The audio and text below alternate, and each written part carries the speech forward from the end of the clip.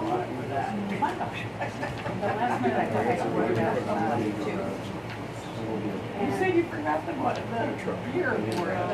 Yeah. Oh, yes. I ran to, we're going to try to see if I can broken stuff at Walmart. And we went back way by one of the marinas in Norway. It was open this Sunday. So you go in and the guy said, oh, you did? You had a whole kit package. It is perfect. Yeah, but I didn't have it. No, that's okay. Nice. Okay.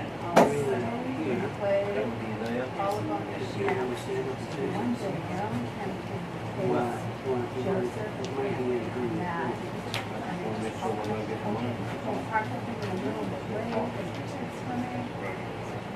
Exactly. They need to be around the rations. It's so there's also I'm sure there's more air.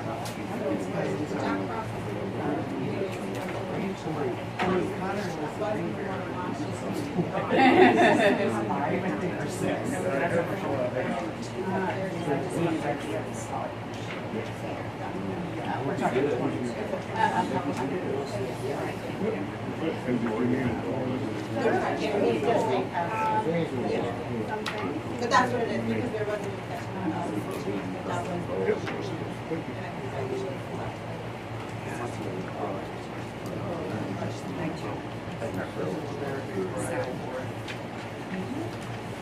John brought that tonight too. She was just mixing it up. I'm going right here in the orange cap. I think I just need to slide my shoulders across my back. In the orange cap.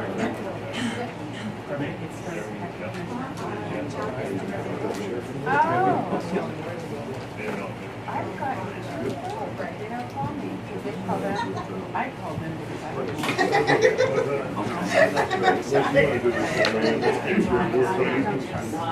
did. I'll give him one. Okay. Yep.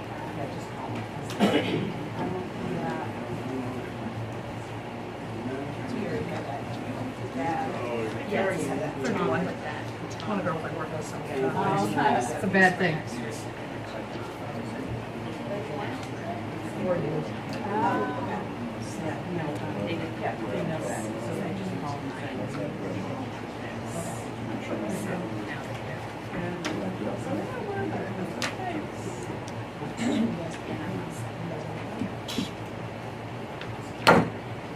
Good evening. We'll call the regular select board meeting to order. Welcome all of you. If you'd like to follow along with us, we do have agendas up on the podium there. And we do ask that you please sign in. We have a quorum, we have a full board. We're joined by manager Sharon Jackson. And this evening in for clerk, we have Davis, who's the official title of assistant finance assistant. So the next item we have is this flag salute. So please stand and join me in the pledge. I pledge allegiance to the flag of the United States of America and to the republic for which it stands, one nation, under God, indivisible, with liberty and justice for all. Thank you. Next we have public comment. Opportunity for anyone from the public to share any comment, thoughts that you may have. Does anybody have any comments? Okay, we do have a written comment. Sorry. Oh, I'm sorry. Go ahead, Jack. Jack Ross, Bethel. Thank you. I had a talk with Sharon. I want to apologize because we thought I was rude. I didn't think I was. Yeah, thank you. I'm sorry. But we have not got our money, and I'm just making sure tonight that we're going to get it. So I had a conversation with Bob, your brother-in-law, Yes. and he's picking the check up tomorrow. And that's what I So told him. we're going to get it tomorrow. Yeah, That's all I care about. That's the only thing we have to work with. yeah. And I think that's what I told, oh, thank you, Emma. Thank you very much. I think that's what I told you when you came in, that the check would be cut. I know, but I just wanted to make sure tonight and that things were going to go that way. Yep. Yeah, I appreciate it, and thank you, and hopefully next year we won't have this problem. No, you won't. Thank you. All right. I'm gonna leave then. You're welcome You're welcome to stay. stay. No, I've been here long enough. Yeah, okay. Good to see you, Jack. I've done my- One quick I've done my question. duties here before. Yeah, one quick question, was a check for, It's for the snowmobile grant, that's the pass-through. In Okay. October, I signed the snowmobile grant that has to be signed by the town for the snowmobile club. And then the state sends that here, and then we send the check to them once we get the money. okay. Which they didn't. They will have it We tomorrow, will. thank you. All right, thank you. Thank you. Bye, Jack. Hi, Jack. Anybody else? We do have one communication, a written one from Betsy Cooper. She tried to reach out to the board through an email called theselectboard@bethelmaine.org. We're trying to see where that's pointed, and Sharon's working on that. But meanwhile, I thought I would just read it into the record. It is a public communication that came to us. And Betsy Cooper says, "Greetings to my town select board. Regarding the efforts of Wade Kavanaugh as reported in the June 13th issue of the Bethel Citizen, I applaud Wade's courage and foresight. Publicly announcing his dream to create a campus that is on a direct line from the elementary school to our local trail network is not just wonderfully magnanimous, but serves as an example of his abilities as an informed visionary. He has taken the risk of announcing publicly his intent of purchasing the conference center and expanding the thinking beyond the walls of the building, because as he stated in the meeting, you can't just build something until you have the relationships figured out. And you are thinking ahead about how a building will be sustained and how the community will decide if it's theirs or not. As a resident of Bethel for over 40 years, I believe I'm not the only one that sees this as an enormous opportunity. That, along with 20 years of elementary school teaching experience and a lifetime of enthusiasm for the outdoors, calls on me to want to involve myself in the conversation. Please let me know what the next steps may be." So I thank Betsy for reaching out and sharing this with us. I don't know if you might be able to contact her, and I think the next step is perhaps communicating with Wade. Yes, I can contact her. I'll get a copy of that, because I don't have a copy of it. And I did write to Chris. The emails for the select board don't stay on my emails. They pop in and pop out. And when I try to print a copy, I can't. And I know, Sarah, you weren't able to get a copy either, you said, right? Or you didn't see it? Of this, yeah.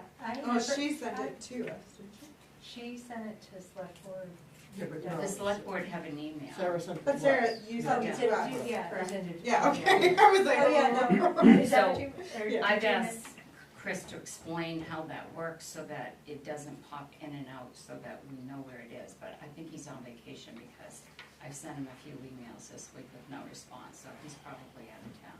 When you say it pops in and out, So when I bring up my emails, at the very bottom, I see a line that comes up, select board emails, and if I don't click on it quick enough, it's gone.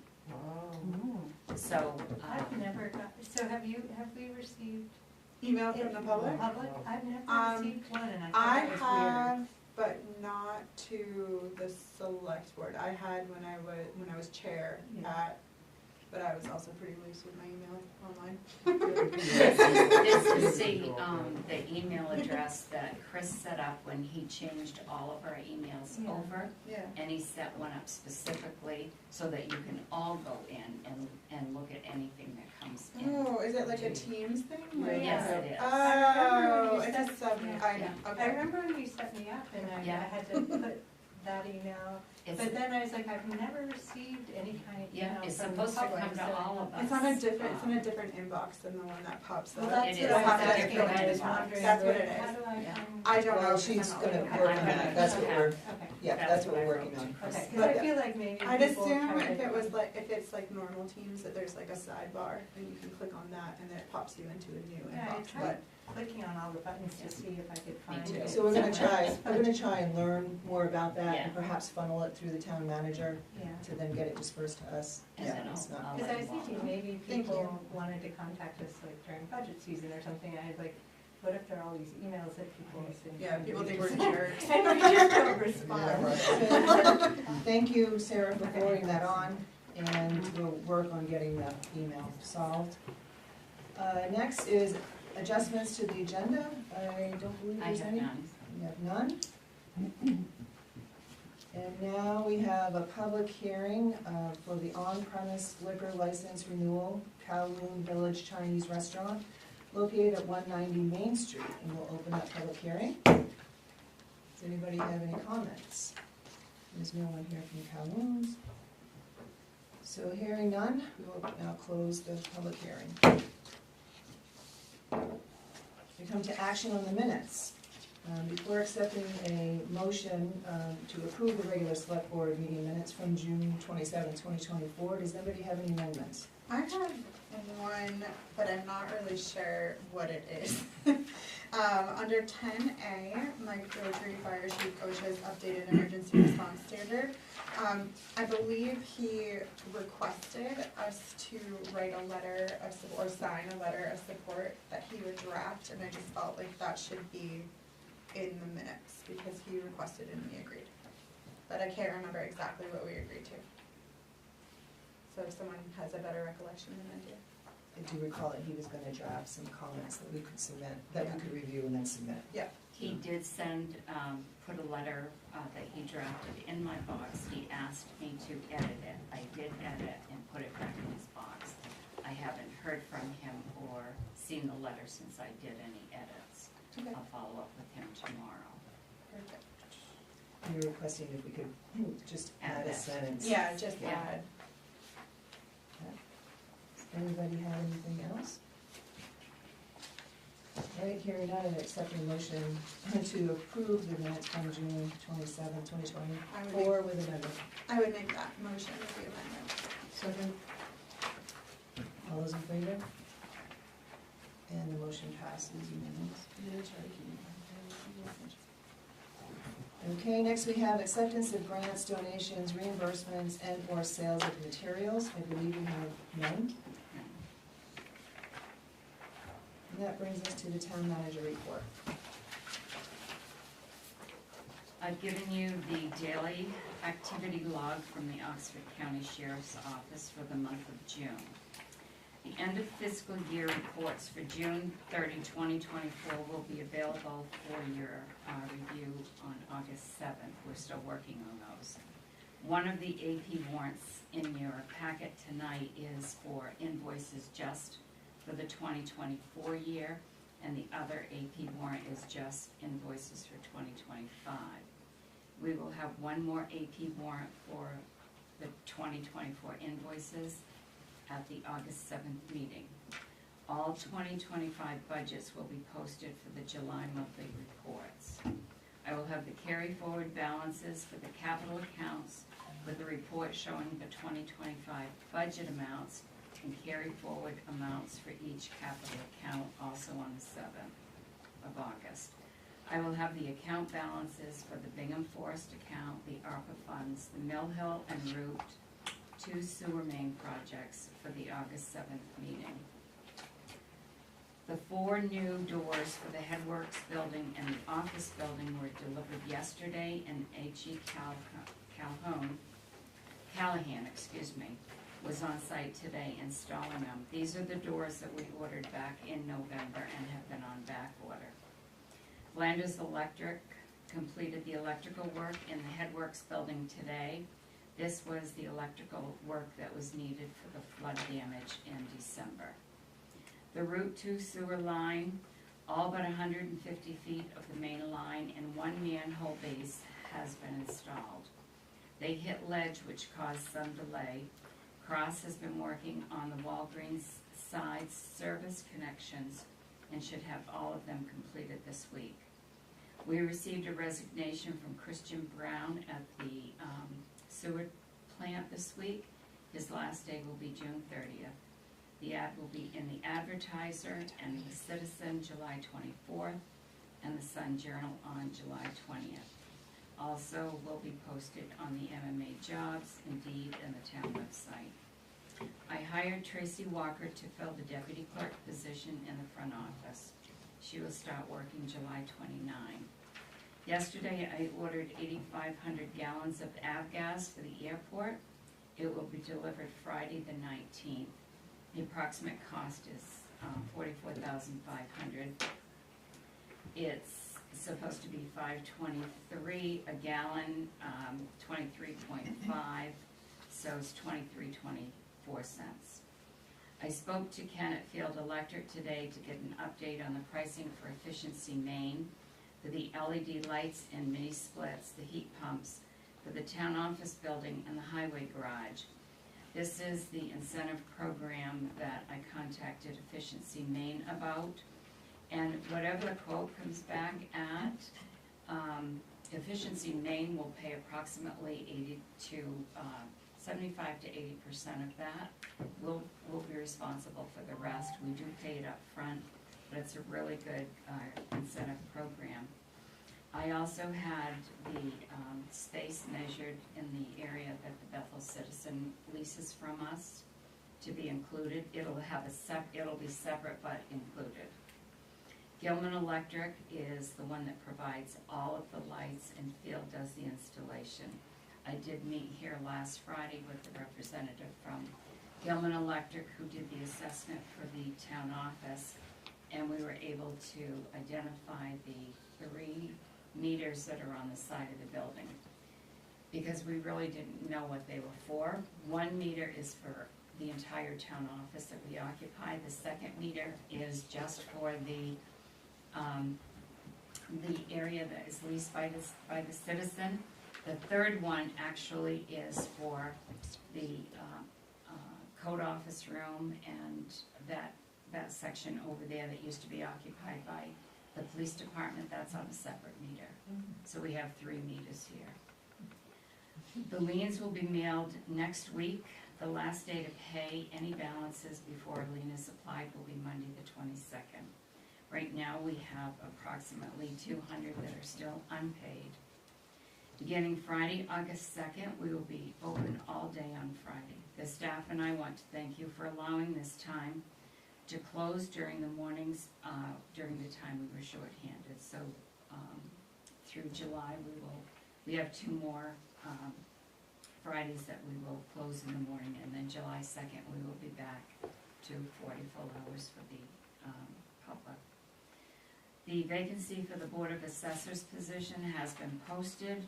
We will have this on the agenda for the August 21st meeting and bring any applications that we have. Weston and Sampson is following up on the information needed to complete the $1 million grant from the Northern Borders Regional Commission. John Sikora has been on vacation. He will be back next week, and I will follow up with him and have more information on his follow-up that he has to do with the Northern Border. And I will also have more information on the $100,000 DOT grant that we received for the airport. I'll have that next week. I would like to thank Frank for bringing lunch to all the staff last Friday. We all appreciated that very much.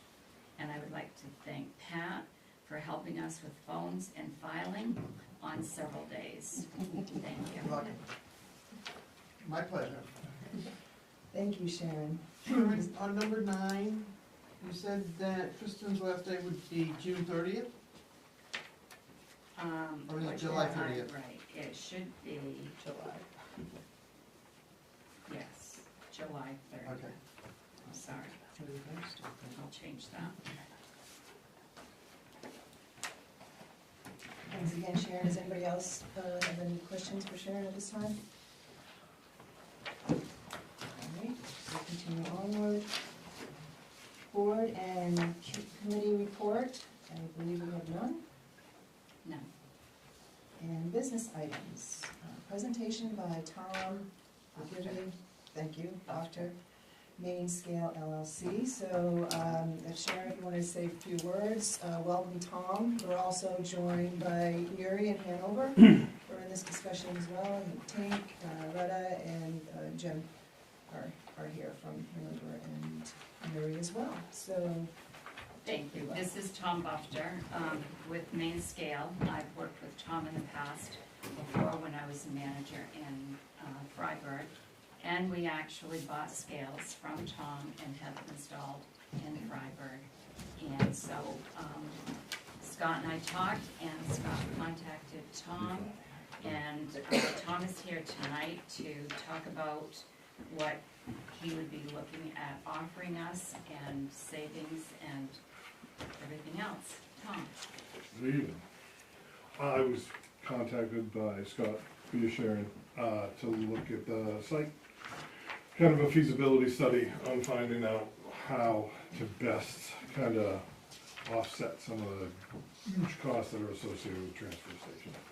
Scales generally push that cost back to those that are using it for heavy construction, debris, etc. Pay by weight is a very common means of offsetting the costs of the tipping and the dumping fees and the general overall transfer facility costs. It isn't a fundraiser. It definitely won't offset all the costs, but it does put a good help into the amount of loss that most towns find when they don't charge. The guesstimation process that a lot of towns start with, generally speaking, when we start, towns will get into a guesstimate. They'll pick in the back of a pickup truck and they'll go, $40, and then send it on its way. When I do a feasibility study, I find out what they collected versus what they should have collected, and then find out what their overall general loss is. This afternoon, I found out that we're not there yet. Not a bad thing, because if you look inside of the pretty picture poster that I gave you, I did get the information on how many tons the town of Bethel transferred, converted it into the pounds, 10 cents a pound, which is common for most transfer facilities that we do. And the general amount of money that should have been collected had all of the waste been charged by the pound. Now, generally speaking, what happens is when we transferred Freiburg, I did Harrison, Main Scale does the majority of all the transfer facilities in the state. We're very fortunate enough to be extremely active in the sector. In the industry, we are the only heavy capacity scale company left in the state. So we're very in tune with how people are doing work. I've left Sharon Bridgeton's fee schedule, so you have some idea of how they've been doing it for about 20 years. Generally speaking, the losses are substantial. The ROI is quick. I did visit the site. We did take a look. My primary concerns when I do a site visit, pedestrian traffic is always number one. To validate safety, traffic flow, training of the public is a big important thing, because sometimes they're just used to something. And then we get into the fun part. But I believe down by the compactors, the bottom of the road is the best site. It's a straight line of sight. It checks most of the boxes with Handbook 44 with minimal additional construction to the yard, and would kind of ensure that traffic that isn't bulk waste or anything else wouldn't need to tie up the traffic that you guys are normally experiencing on a Saturday, Sunday, or whatever hours that would be higher traffic times. So, in front of you is the breakdown. What you find is that, it's fairly substantial in the last 2 years. The pretty pictures are just the scale, the example of the scale. Now I support, currently I distribute for 7 different manufacturers. The Rice Lake one has by far the best warranty, and that's the one that I go with, because currently with the 12-year everything warranty, it includes the load cells, the structural, the junction boxes, and the indicator in that 12-year, which means that it really ensures that your ROI is not only effective, but your return after that point goes the length. So you've more than offset the loss or the cost of the equipment and the construction and everything else. I do believe that the staffing would be minimally impacted given the placement, because there's already somebody in that building. The remote display, the indicator, we didn't offset staffing in Harrison. We were able to maintain staffing in Freiburg. We're very mindful of what it takes to get somebody to work and how to not add to that. So we don't do it outside of line of sight, we don't put it down the road, we try to keep it where staff is already working. So, it kind of falls into the discussion part. If anybody has any questions. So can you just point out from what you did in, taking our tonnage for 2022 Yep.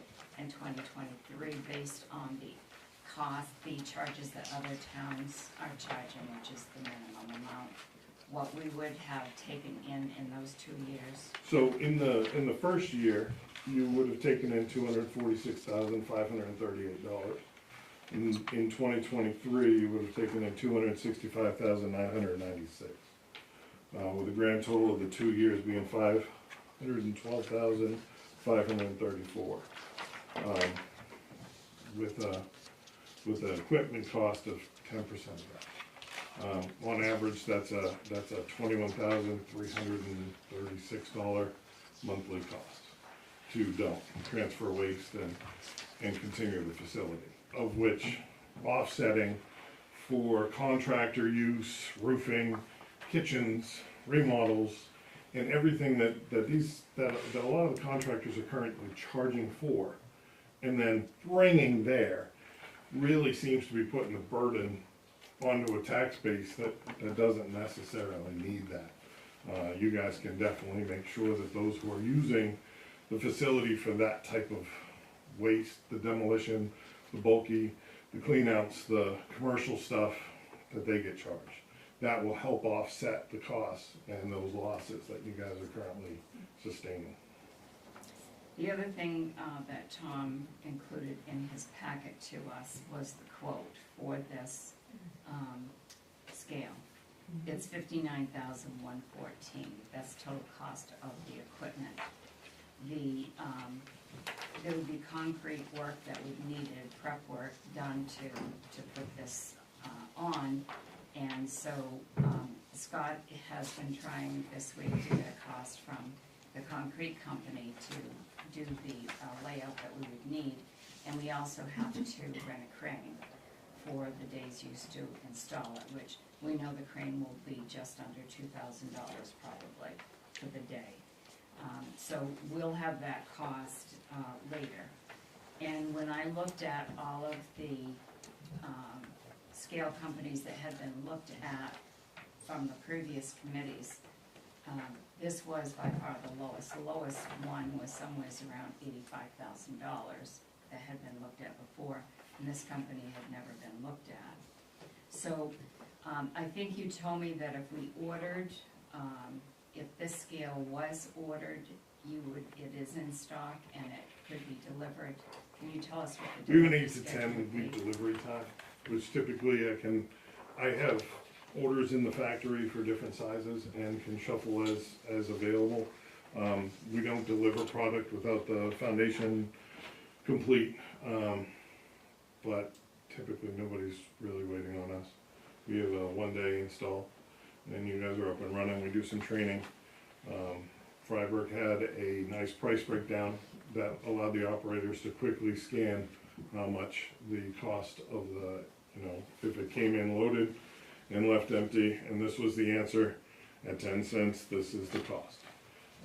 Most towns have $100 free, so in case anybody is questioning what if I live here, I'm paying taxes, how can I use it? The $100 is part, usually, in most towns, of the waiver, of the thanks for coming thing. And then after that is the 10%, the 10 cents per pound. The Bridgeton one I noticed today did have a minimum, which helps offset your credit card terminal fees and everything else of the infrastructure that would need to be supported to maintain the billing, so that you're not dealing, most towns choose not to deal with cash. Most towns don't care for checks. The chasing gets a little excessive and added burden to staffing that's already thin. So a swipe and you're out, is typical and standard right now, for these systems, so. I'd like to ask any of the select board members if you have any questions of Tom while he's here, or the Newry and Hanover representatives. I do have a question. Any electrical changes, that upgrades or anything you have to do at the transfer station? As long as the electrical panel has a standard 110 and can be ours, we're good. The indicator runs on the power of a toaster, and powers out to the scale and then comes back. So we don't usually do that. How we configure the indicator is that the scale is sitting there, when somebody comes on it, as soon as they break like 2,000 pounds, the red light comes on. That red light turns on, tells them to sit still. When an employee hits print, light goes green, recycles, and that's how it continues. As soon as it goes past that threshold, it will turn back to red, and it'll come on and they'll be all set. We try to keep the process simple. The training of people that are more focused on knocking off their chore list than being safe is excessive on a Saturday, and we don't need to be part of any press of an accident happening, which is why I've really make sure that our pedestrian traffic and everything else, the area that I was referring to allows for a pull off, when they pull off the scale, and they can stage there, at which point they're in front of windshields, when they do need to cross over. So there's no behind vehicles, there's no children, we walk in front of vehicles in a controlled area, so. So do you have to weigh on the way in and the way out? Yes, yep, So are they doing a loop through they the? will do a loop, yep. Okay. Yeah, so the only way that you could possibly know one from the other is to subtract. So, yeah, it does add additional travel around the facility. With Freiburg, for instance, what we did is we added a road and came behind their building and ensured the vehicle didn't even enter their main traffic pattern. Came around, used the scale, went down, dumped their bulk, and then crossed around. It was a larger loop. They were fortunate enough to have the space to do it. Harrison, what we did is we actually they had a wider berth road where they were parking their tractor. We were fortunate enough to be able to use the conduit that kept their tractor heater going, and we pulled our home run cable through that, pulled out the electrical, went to the panel so we didn't have to cut the pavement, and then set up everything right on the edge of their furthest part, so their left lane is their big loop, and so that they can drop and come around without affecting so much the incoming traffic. Yes, sir. So, I don't see a diagram or a blueprint of how this works on that lot. Yes, Is there one? there can be one, yes. It would be, Isn't that part of the, one I gave you in the packet? pardon me? I didn't see it. Isn't that the structure of the scale then, or is that a detail of the actual roof? That's what I'm trying to understand, is how you would weigh on the way in and weigh on the way out, and how that traffic pattern would be on that lot. So currently, your gate is straight up from your canisters. Discussing with Scott some other options would be to take the gate a little further down. It would give a little bit more room in the yard and allow your traffic to come around the canisters and up and circle through, and still allow the Joe homeowners to get their trailers straightened out without having to back up. Lost you. Yeah, because, yeah. Okay. So you move the gate, what direction? Towards Rumford. Towards Rumford? Yep. Okay, so, and you drive in, so you're on the top of the plant, you're not on the bottom? Negative. So when it crests and comes down the hill, Yes. so right now, there's the shed with your canisters On the on the bottom of Rumford it. side? No. No, on lower side. On the lower part of on the flat. Do you wanna drive? You can drive. Yeah, I don't. Oh. Pressure. What's This is that? public speaking, you don't throw somebody in the Excuse front. me, I think Scott Sumner might be able to Scott, Pardon? can you say what you were saying again? He's talking on the side where the bottle bin, the clothes apparel. Oh, okay. Yes. You come down in on the Thank you. right-hand side of the facility, is where he talked about being the best location. I guess, I don't know, To I've been come there, I've been to the transfer station before, but I haven't been there recently. I don't go there, I got 2 dumpsters I use, so I don't go out there at all. So I don't understand, I don't see, but when I was out there wasn't a lot of room. Just wasn't a lot of room. And so I'm wondering how you're gonna be able to bring cars with trailers and trucks, bring them in, weigh them, and then weigh them twice, on the way in and weigh them on the way out, and how you're gonna have enough room to move them all around. I don't see it. I mean, Okay. I just don't see it, and I understand blueprints, and so, with a blueprint, I can, and I can understand. I miss the Google Earth. I usually add that to my packet. Yeah. So where the bottle shed is, as you come down the hill, it's on the right-hand side. Yes. That part from the shed towards the end of the yard would be all taken up with concrete and approach ramps.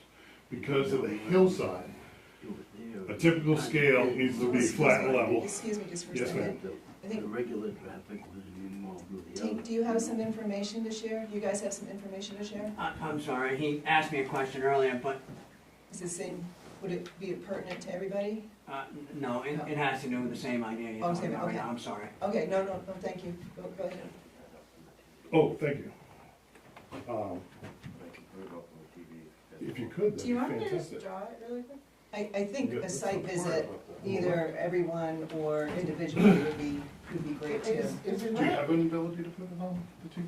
Yeah, if they want. I don't know is, how to do is that. there not other You do. properties that we You can guys for clear, a tree clear or whatever if necessary? I mean, are we just dealing with what we can see right now as being cleared? I typically work with what I'm given for an area. His scales. I'm familiar. Right, he's working with the Yeah, I'm scales. familiar with where Okay. boundaries and situations can. So, we have room to expand. Right. We would need to upgrade our permits and things like that, but we have room. I mean, we have all that land on the left side of, Correct, going all the way to the other side of the land, the old landfill Right. on that side. All the way to the river and, so it's not that we have to deal with just what's cleared there now.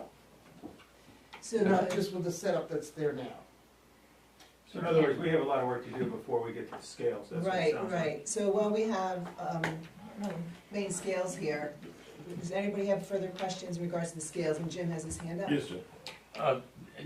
Are you keeping the 3 containers there that Yes, are sir. for dumping and everything? So that Everything side, stays that the side's same. all stays the Correct. same? Yep. When they loop around, do they loop down below, They go around the containers. around the they outside? just They're doing a continue- full They'll sweep do around the a full circle. outside. They go around the containers. go So up they're and gonna down be and doing down. that twice, once Correct. to go through the way and Yep. one with the load and bring it out. So they come through with the load Mhm. and their weight, and then they dump, and then they come back around with Weight no again. product, Mhm. and then their weight again, so that you know exactly how much they're paying for. That will all show up on the screen. Putting the scales in, doing the foundation and putting the scales in does not require us to clear any additional area. We'll have that all diagrammed out They don't for bring you, it back well, she around. just did it. You can't just go. We'll on. have You that get all back around. diagrammed out It's for you the on next scale meeting. again. But the only But prep that's work, what it Excuse me, is now. guys. the only prep work that is needed to get the scales is the foundation, and we need the crane to get it set. So only the foundation, that's all that needs to be done to put scales in there, nothing else. I think what we're asking, well, what I'm interested in is knowing exactly where scale 1 and scale 2 would be and how it would affect the rest of the flow. Okay. Yeah. Is it 2 scales? Scale, No, no, no, there's only one scale. scale. Oh, it's the same That's scale. Same what It's I'm the saying. same. Oh, No, you're putting I this- wasn't gathering that. No, we're good. I'm back on board. Yeah. So when you talk about widening the opening, you need it for a separate lane coming in and going out, pretty much. So, Because you could have 2 well, good. no, I take that back. Well, we Wouldn't discussed, necessary. I believe Yeah. this would be to just bring the entrance up here to allow the traffic to come through. I think we were looking at Oh, okay. a couple 200 feet of improvement on this part, of this part here, just to bring them down. And then where closing bottles are on a downside, Yeah. that allows for our approach ramp to be right onto the scale. So it shortens that part. So the only one that I have to make sure is correct is the one after, at 1/2 inch per foot, and then come to your bottom in the back. So the only discussion would be to where those sheds would go. Okay. That wouldn't impact traffic flow currently. And given that if that did alter or change, there's some space for those sheds to go. Yes, ma'am? So if the one truck, gets weighed and then goes and dumps, can another truck come in, like you don't have to wait to No, dump it? And, okay, so that's easy for them to identify. It is, what they do typically, what an operator will do is they'll put it in, small town, most people will be like Steve, blue truck, they take a pen and just put whatever on the ticket, hit print as an inbound, put it to the side, the next one comes in, put it to the side, put it to the side, you can have 100 trucks sitting there if you had that kind of a So it's like a parking garage, kind of. Yeah, and then you just outbound, and it has the tear, and you're good. Okay, and my other question was, does that mean that more people are required, like, will we need more employees there? No, ma'am. So- No, that was why the setup of the hill, because currently, you already have somebody stationed at the bottom of the hill. That person would just print the ticket. All right, so they wouldn't be helping with like recycling and trash anymore? You know, don't It's they usually not a help with- full-time position, the ticket takes 3 seconds to print. There's 3 guys there. Yeah, I think they can Yeah, do it. I've never And been they do a sure. great job. Does anybody have any more questions in regards to the scale and the equipment? Well, just curious, operation as far as paying, Mhm. do they pay at the existing shed? Do they have to get out after they've weighed They the would. second time? Yep. Go over and pay? And the exit ramp, Would they there's go, enough space at that turn for them to get out of the vehicle. or Again, go if- around behind on the other side? Correct. Yep, Okay. without impeding traffic or flow. Set up on the- Just one more question. Yes, ma'am. Wintertime, Wintertime. during the winter, Mhm. cleaning them, is it just you basic plow it, you, So, Scales. funny thing is, most of these come from the Midwest. They Mhm. have a don't plow 'em rule. We are in Maine. This isn't a surprise, most people know how to run a plow truck. Keep it up a little bit. keyword, They say hand shovel, snow blow, Yeah. or whatever else. It is just a 40 by 11, and it would clear out easily. The diamond plate on the front helps with some of the slipping, but it is a slick spot in the winter times, especially with the ice and everything that we're all used to here, with roads and sidewalks and everything else. so can you put salt and sand on it, and will that affect the weight of the trucks when they It come on won't it? affect the weight, Okay. Because you're it doing might it. affect the paint and fit and finish, and it definitely affects concrete. So, what we usually do, there's some options on that quote, we do bring them up, we wanna bring them up a couple inches, standard gapping is 6.5 inches, the extra 2 brings it up 8.5. 8.5 is usually enough not to get air, but enough so that they can notice that there's some ice, because it's right in the corner. Everybody would have a screen door, if that little corner gets stuck, you're gonna look funny. Same thing on the scale, if that corner gets stuck, you're gonna wait it. So, And continuing with the winter theme, the functionality of it is extremely cold, or you said snowstorm is pretty good Oh, yes. record Yep. with it. yeah, we have this model up in Ashland, and we have them all over the place, and with people that earn a living with what goes across them. Does anybody put a roof over top of them? Have They you do, seen that? yep, yeah, they put roofs over them, they do all kinds of cool Which things. is, I would think it would last longer, function better with a roof over it. They do, usually, roofs become a tripping hazard to projects. So, Something to run into? no, typically what Something is to hold it. best is to get it and then construct your roof. Yeah. Cause once Yes. people get into let's get it to this part, they start building things and we start rigging under things and. Right, and you can't do that, but Right, yeah. so we I like get to it. kinda lay it first and then you just build what you want around it. And Makes sense. Does anybody else have any questions? Yes, Looking sir. at the scales?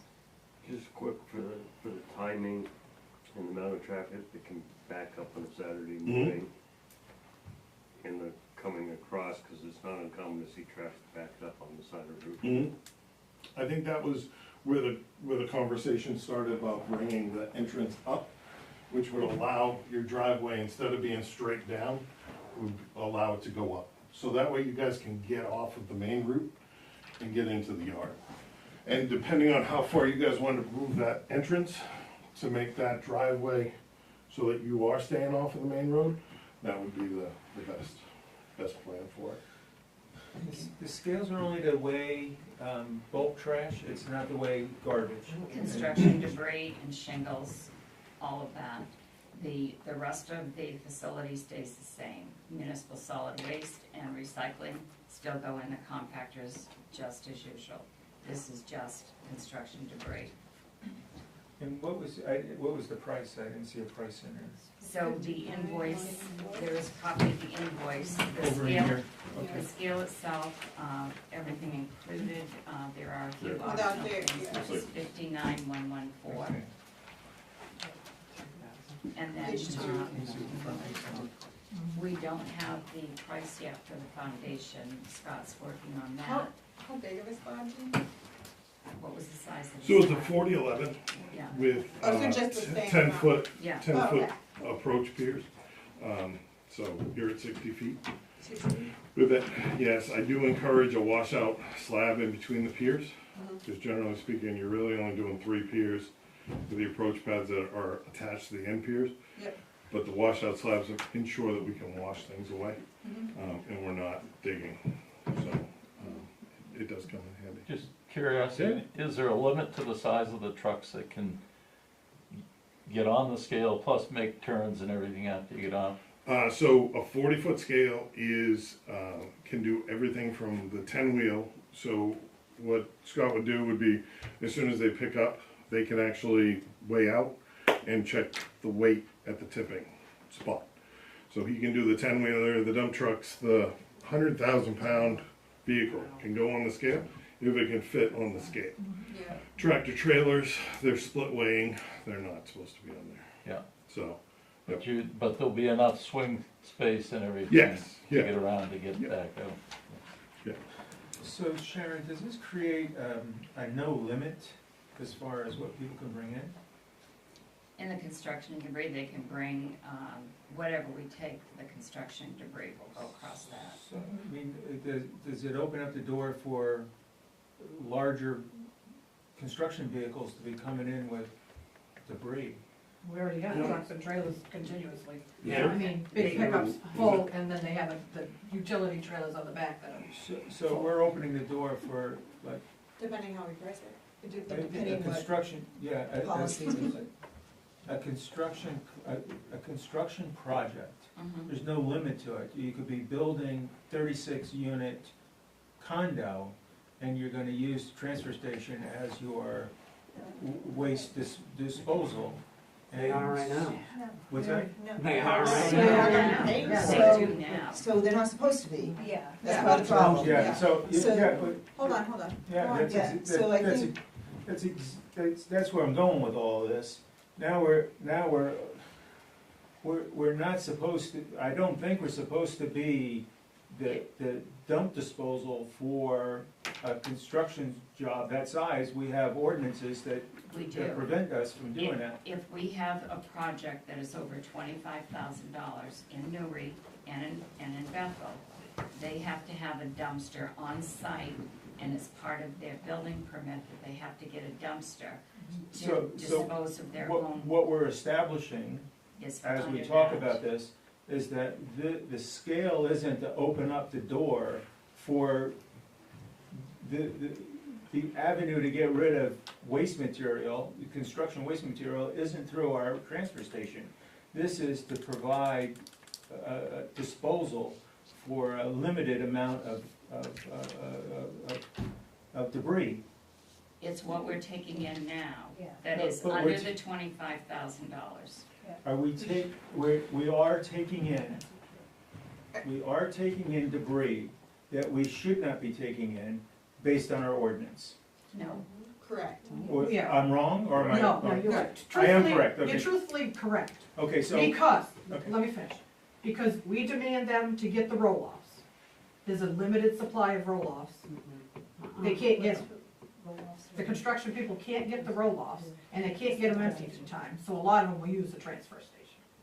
Can I say something? Okay, so, The day after the town meeting, when I heard people could not get dumpsters, I wouldn't say the day, it was 2 days, called 4 dumpster companies.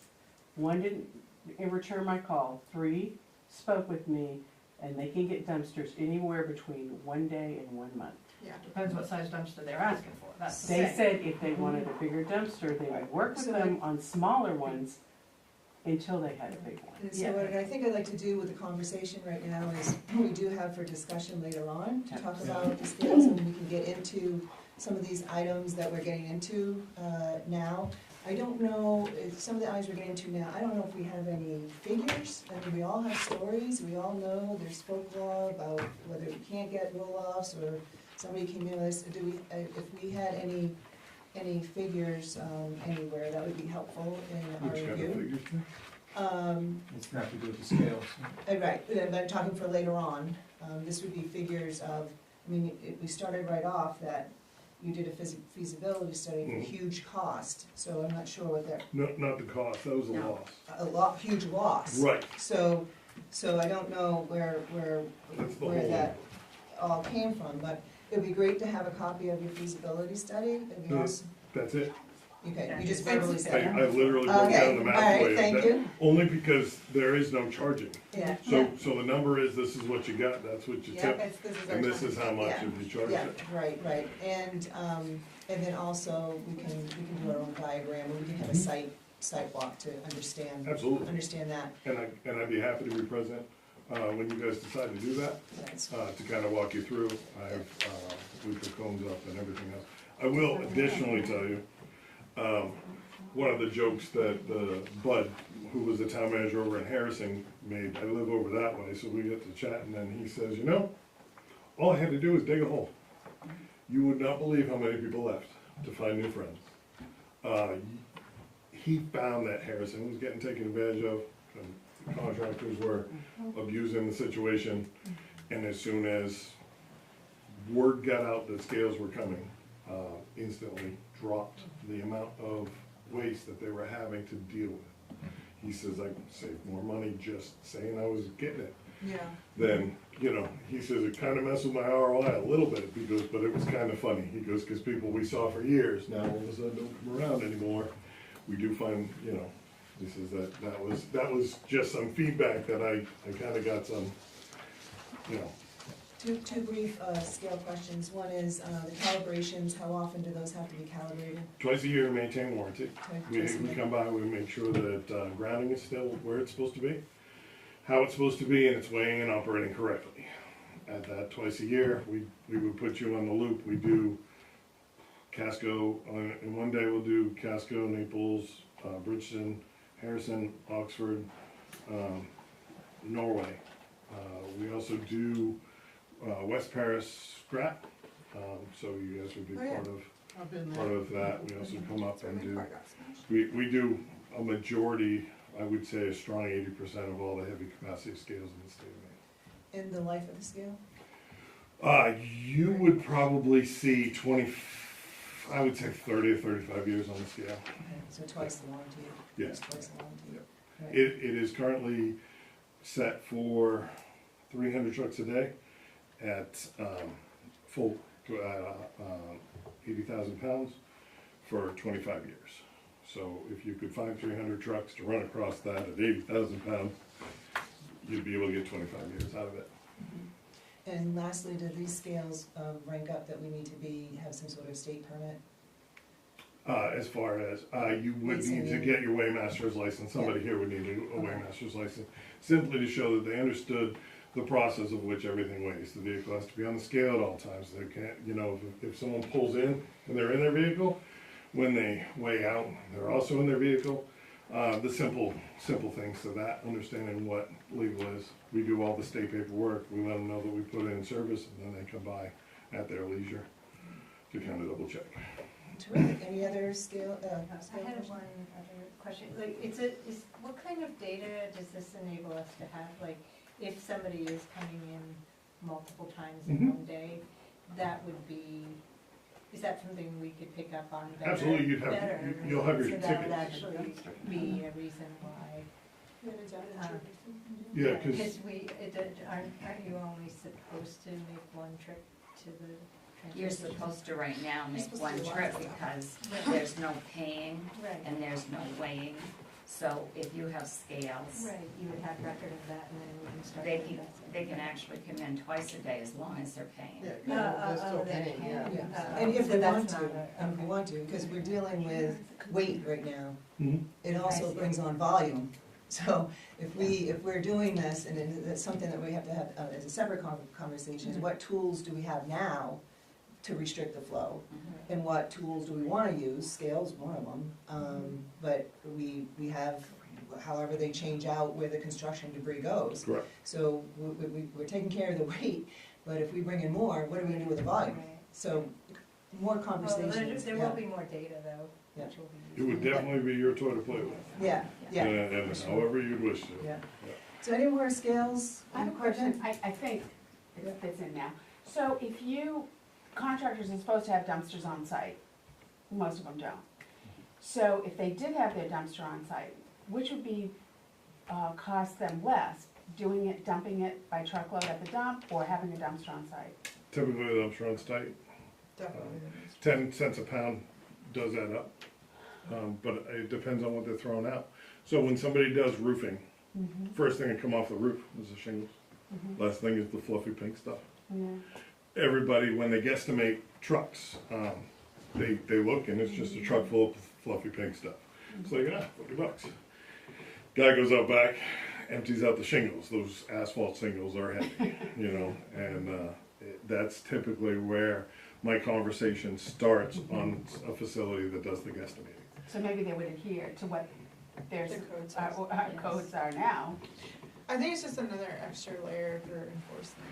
Like, it has to be like a three-pronged approach, because obviously just having it in the code book doesn't matter if nobody's gonna No. enforce it. Yeah, you need a plan. You need the whole And the thing. 10 cents is a start. Yeah. If you find that market needs, costs, and everything else, and you really want to curtail use of the scale, you can absolutely do that. It is yours to play with. Yeah. So, I mean, the ability falls strictly to you guys. And the adherence of it would be by choice, free market and all. Well, thank you very much Absolutely. for coming Thank in. you Yeah, very no much. problem at all. Yeah, yeah. There's a discussion at the end, I know you wanna move on, but did you wanna stick around so that I could, lend some knowledge on the fee base that you had at the end of the? It's up to you if you would like I'm to. good, I do all these facilities, it would be, I Yeah. just feel like I It'd kinda probably, let you guys loose. probably be a benefit, Yeah, and then, absolutely. because we're just starting to get into it, and then No, knowing we have we're good. access to you, right? With any further questions would be great, but up to you if you would like to, stay. Thank you, yeah. Thank you, guys. Thank you for participating. All right, we will move on, to action to approve the renewal liquor license for Kowloon Village Chinese Restaurant located at 190 Main Street. I'll make a motion to approve the renewal of the license for Common Village Chinese Restaurant located at 190 Main Street. Second. Any discussion? Hearing none, all those in favor? Motion passes unanimously. Also, thank you for taking the private sensitive information off of these. I know you've done it for a couple weeks now, but I never said thank you for doing it. Thank you, I'll let Jessica know. I just wonder, is that supposed to include how much their gross income was? Is that supposed to be brought down or not? What? On the Which page? first page, number 2, the gross income for, That's supposed to be what That that is. is, yeah. okay. I thought that was part of it when we talked about that. Oh, that was supposed to be off, you mean? Yeah, I thought that was one of the reasons Yeah. why we talked about that, is like, I love that the that. public shouldn't necessarily see their Well, financials. They're public, They are public information, yeah, right. state information. I Okay, think we were trying to be sensitive to personal information, like Like social birth dates security and numbers. and that, Yeah. things like No, that. I understand that. Address, his phone number. Like Thank stuff you. people can We're gonna find move us. on to action to approve Vittler's application for Black Diamond Nutrition located at 32 Parkway Road. We have that in front of us. I make a motion that we approve the victualler's application for Black Diamond Nutrition located at 32 Parkway Road. I'll second. Any discussion, questions? All those in favor? And the motion passes unanimously. Vittler's, motion, accept a motion to approve, application for Steam Mill Brewing located at 96 Sunday River Road. I'll make a motion that we accept the victualler's application for Steam Mill Brewing located at 96 Sunday River Road. Second. Any questions or discussion? All those in favor? And the motion passes unanimously. Action to approve Vittler's application for a longer table homestead located at 104 Skillings Road. I make a motion that we approve the victualler's application for a longer table homestead located at 104 Skillings Road. Second. Any questions or discussion? We have just one question. So the application must have come in after Jess came. Is it, what is the fee? Yeah, that's what I was. She charged me $10. $10? 10? 10, yeah. $10 is what? But, yeah, she put it in. Okay, any other questions? Hearing none, all those in favor? I'm abstaining. Thank you. The motion passes with 4 yeas and we have 1 abstention.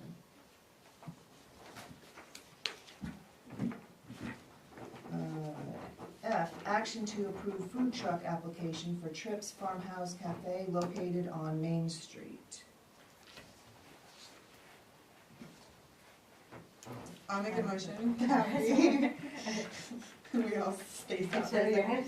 I'll make a motion that we approve the food truck application for Trips Farmhouse Cafe located on Main Street. Second. Any questions or discussion? Well, I have a question. Where's the sewer hookup? How's the waste taken care of? It's self-contained. We know that for a fact. I do, yeah. The water supply is self-contained? Self-contained, they get electricity from Philbrook, because I lived in it. And the unit itself, is it parked in parking spots? No, it's on the back side of their parking lot. And they weren't used for parking spots to approve the Philbrook? For their occupancy? Yeah. I would doubt it, because there's no requirement for a Right. business to have, a business that doesn't have sit-down seats to have parking spots. But, so, Plus the 12 on Main Street that you get extra. Pardon me? Plus you get 12 extra on Main Street, the first 12 don't count, even if it did apply.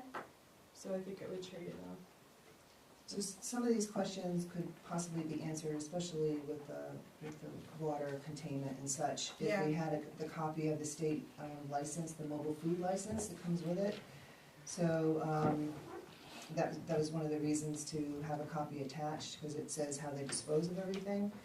And, and then also to know that it's truly a mobile unit, whether a truck or a trailer, is to have a copy of the registration, and well, at least the number is here.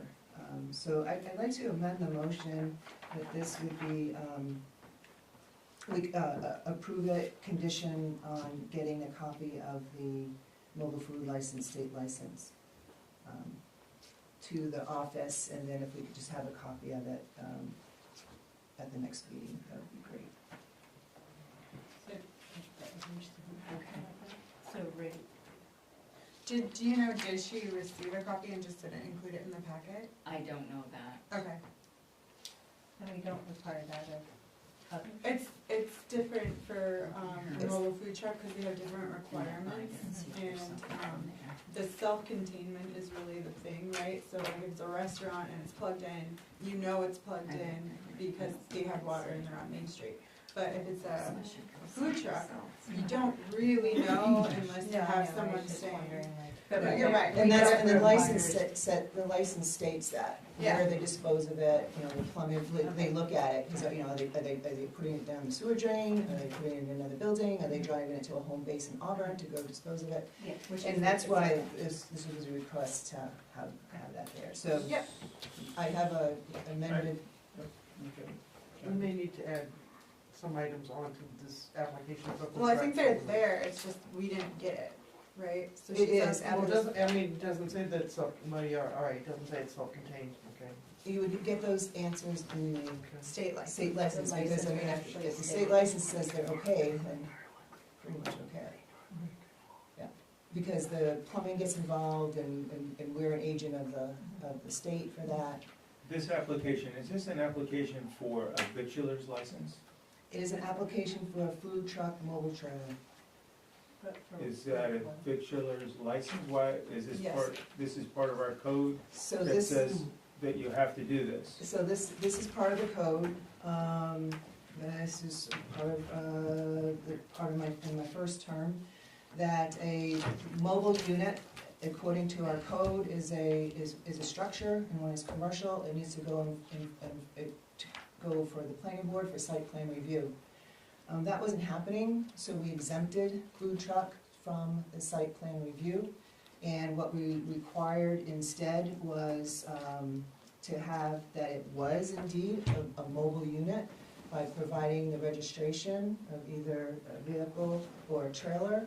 And then also that we at least knew some of the performance standards would be taken care of if they presented a copy of their state license. And hence it alone is a food truck mobile trailer, exempt from site plan, and then the fee was set at $20. So the only issue here is that we don't have a copy of that. Yeah, and they might have given her a copy, she just They didn't might have attach given, it, yeah. and that's why. It's a conditional. Yeah, it's the conditional approval, for when, the office receives makes a sense. copy of it. And then, of course, if we could just have a copy at the next meeting.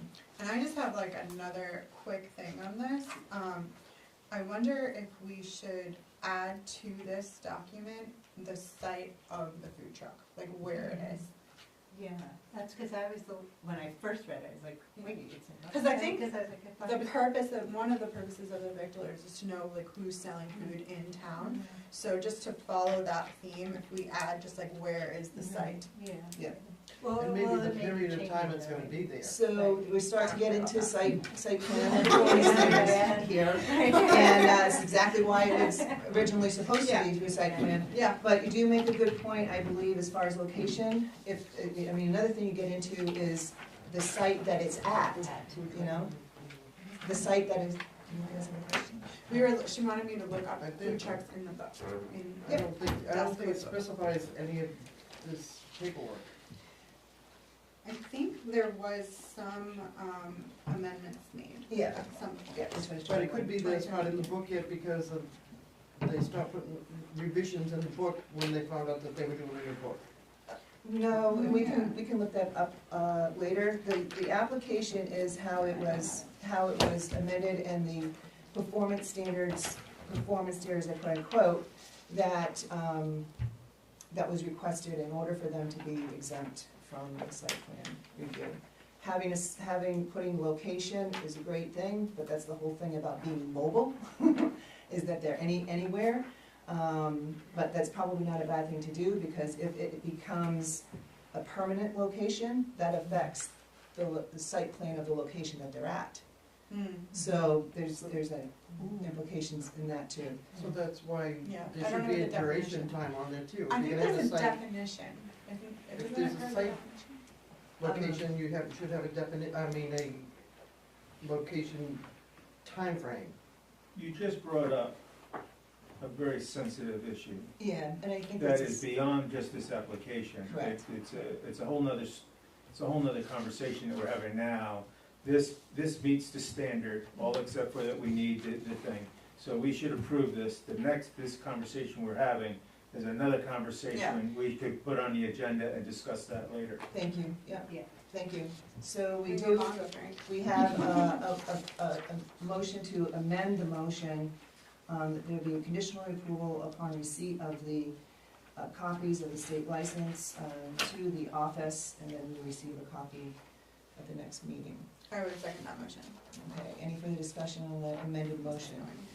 We'll vote on that. All those in favor? So that's unanimous for the amended motion, so now we will vote on the motion as amended. I'll make the motion that we put in a conditional approval for food truck application for Trips Farmhouse Cafe located on Main Street, requiring them to submit a state license to their application. Second. Any further questions, discussion? All those in favor? Thank you, and that passes unanimously. We now go on to G, action on the bid for hot top resurface of town roads. Bids will be available for the meeting. Sharon did put some information in front of us, and I will turn it over to Sharon and Scott Sumner. So I've given you a copy of the quote that went out, and also the two bidders that submitted bids. We received one bid for the road projects that we bid, $416,157.50 from the Spencer Group, and the other bid was from Pike for $370,126. So what we have is we have $285,000 that was budgeted for roads this year. So 285? 285. Okay. This bid was, the low bid was $370,126. We have $50,150 in capital roads that we can carry over, which will be on one of the amounts for next week. But we can carry that over. The difference from the bid and the budget is $85,126. So that leaves a difference of $34,976, or rounded $35,000. So what Scott and I reviewed all of this, we would take out the Davis Road that is estimated at $35,000. That's the airport road to the end of the road, the dirt road. So if we take that $35,000 out of the projects that we included, the 285, we would have the amount that we need for this project. So based on that, we would be asking you to approve the bid for Pikes to do all of the road work with the exception of the Davis Road.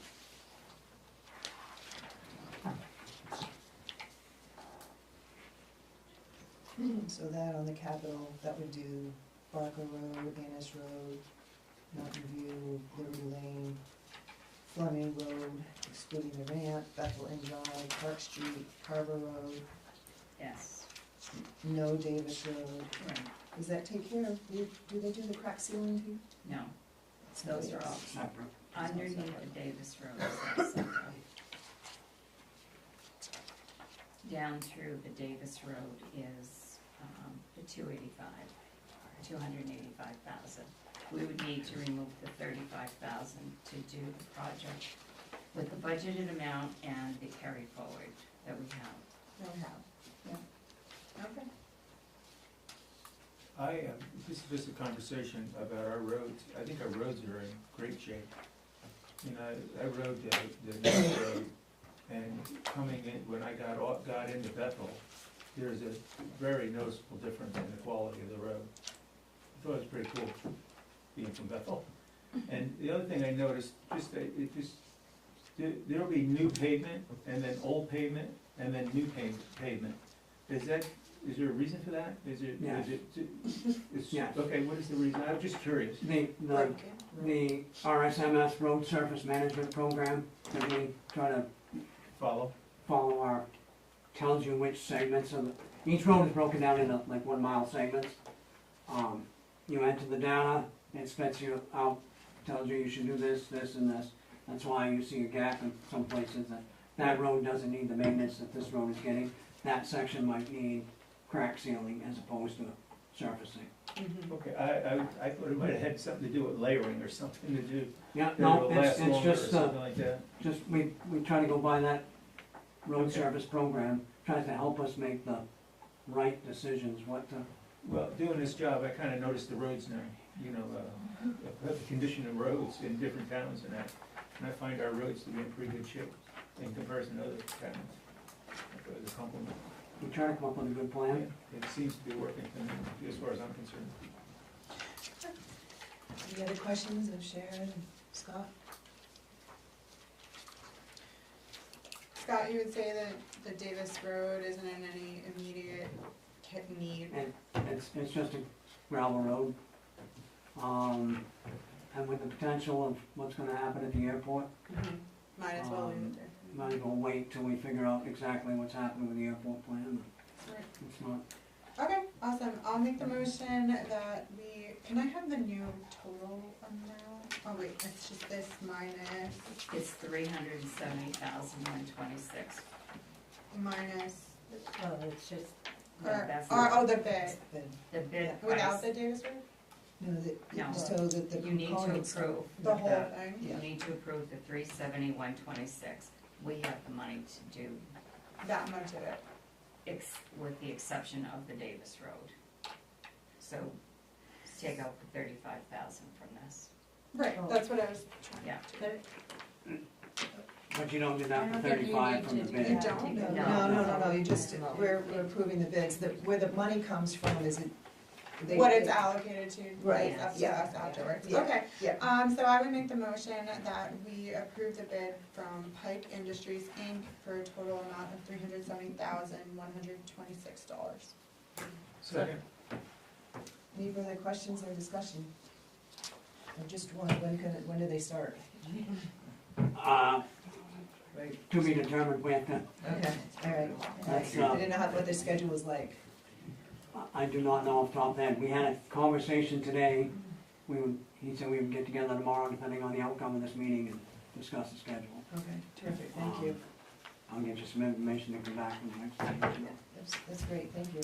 I have one question about one road, the Fairway Road going, back to the condos, is that owned by the Bethel? You know, Scott? Bethel or the Fairway Association, Okay, That- not they're- the, not the town. not If the it is town. They're that trying to one, sort out who exactly owns That, that. that's been really bad shape. Which one? The Fairway, it's called the Fairway Road, and it goes, oh my God, it is, Rough.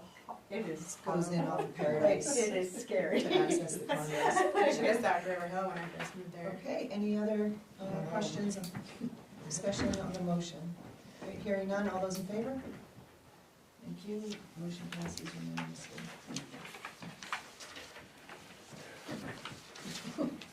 Thank you guys for your work on that. Next, we have, I know it's another bid, but I just. Oh, it's here. Thank you. H, action on the roof replacement for the Davis Park covered bridge. The bids will be available at the meeting. Sharon did put a packet down in front of us for this evening, and I'll turn it over to Sharon and Scott again. So in your packet, it includes a copy, excuse me, of the quote and the one bidder, Western Maine Roofing and Siding, bid $17,540. We budgeted $15,000, so we have a difference of $2,540.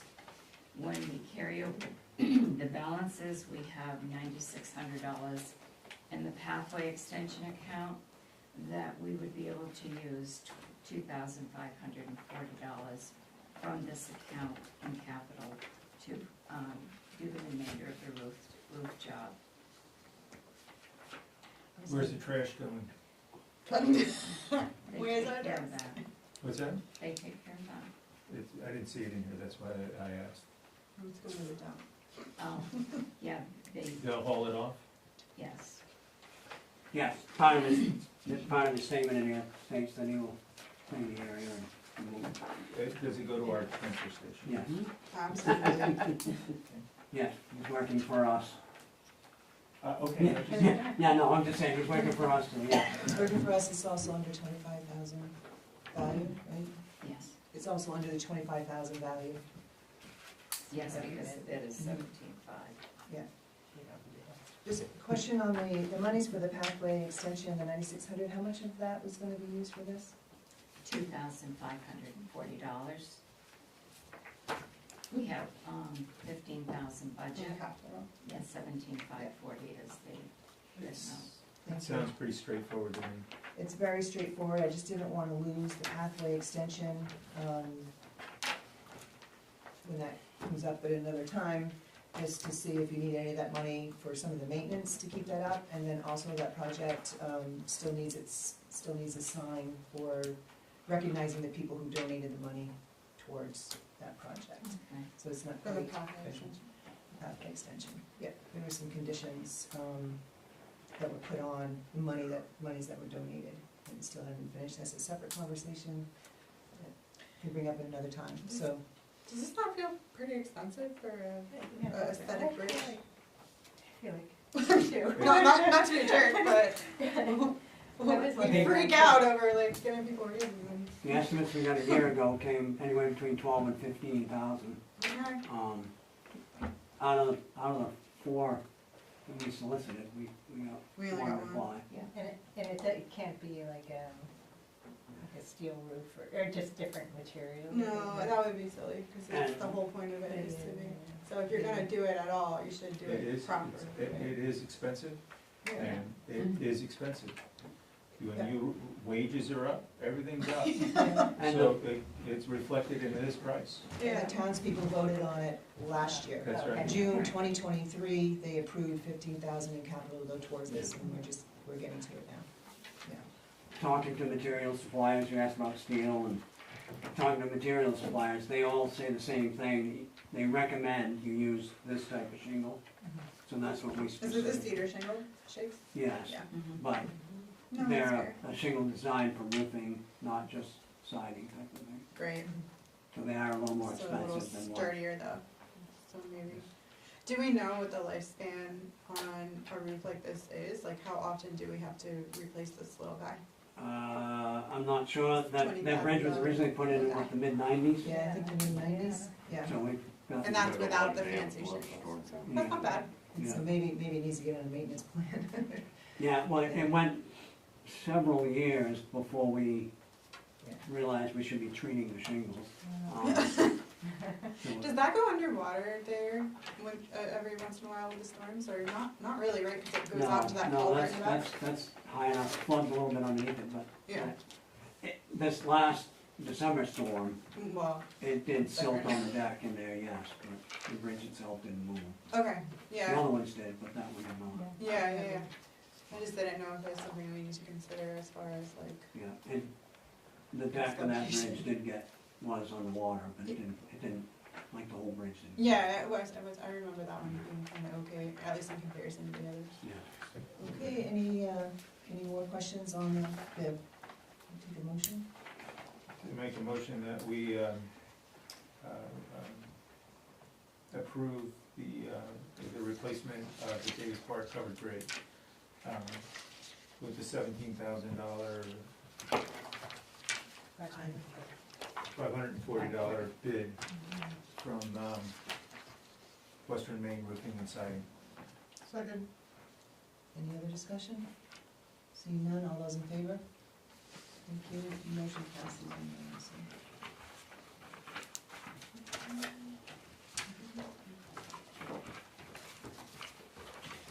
Okay, we move on to I, discussion, transfer station scales and stickers. I think what I'll do is, turn it over to Sharon to give us some input. We also have Tom here if we have any other questions as well, thanks. So this discussion concerns several different factions, scales, stickers, and committee. So I did meet with, on Monday, I met with Loretta and I met with Jim Barker from Hanover.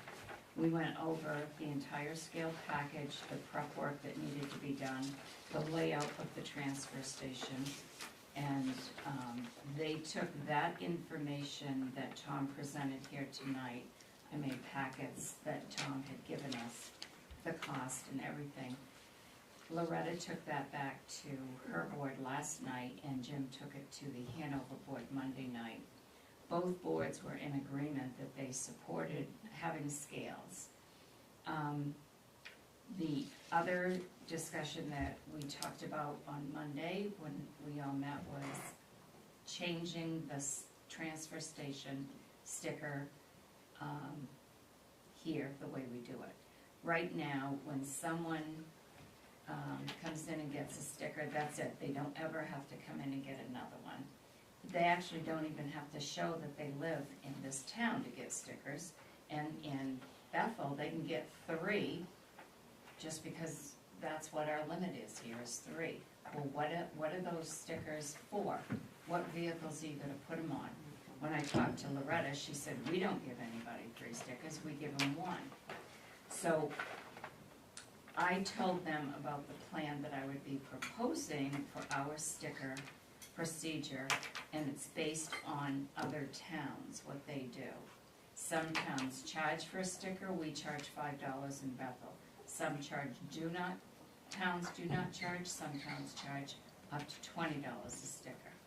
So the other piece of that is a committee, so that the week of the 29th, we would be looking at sitting down with 2 committee members from each of our 3 towns on the week of the 29th of July, coming up with the finalization of the sticker plan and the scale plan, bringing it back to each select board at our meetings the first week in August.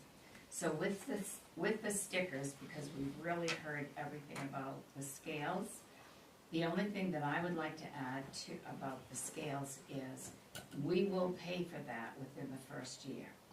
The money that we collect the first year from people paying to go over the scales will have paid for the cost of the scales, the prep work, and everything that we have to do with it, including the stickers. When you look at, in 2022, we had 1,232.69 tons of construction debris. That would have brought in 246,538. We already know that our tonnage increased in 2023 because I received a call from Casella telling me, wanting to talk to me about the increase in our tonnage, which also resulted in the increase in our costs. So in the calendar year 2023, 1,329 ton of construction debris. So not only is our tonnage going up, our cost of disposal is going up.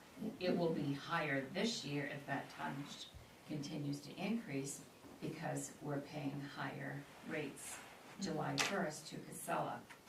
So in Freiburg, we also paid for the scales within that first year because they're so effective. The reason for the scales, one main reason, is the individuals who have construction debris pay for what they dispose of. The rest of the taxpayers do not have to pay for what they're disposing of. It is in the code that for both Newry and Bethel, Newry has an ordinance that if your project is over $25,000, you're required to have a dumpster on site. Do they all do it? We don't know that. I did talk to Courtney about that. That is discussed and it's on the building permit when they get their building permit.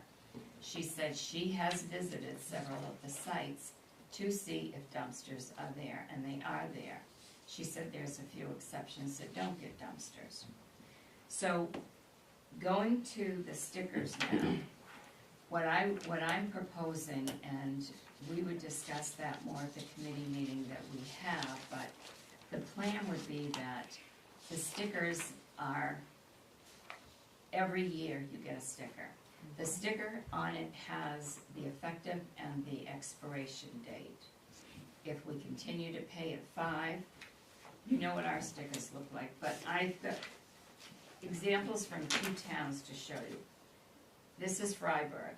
I put this in plan, in effect when I was the manager there. They're using the same plan today because it works. So they have a sticker, and this section right here is the plate number of the vehicle. So when you come in here and you want a transfer station sticker, the clerk will pull up your vehicle registration to see that you have a vehicle registered here. Some people don't have vehicles. They may be renters, or they may own property and not have a vehicle.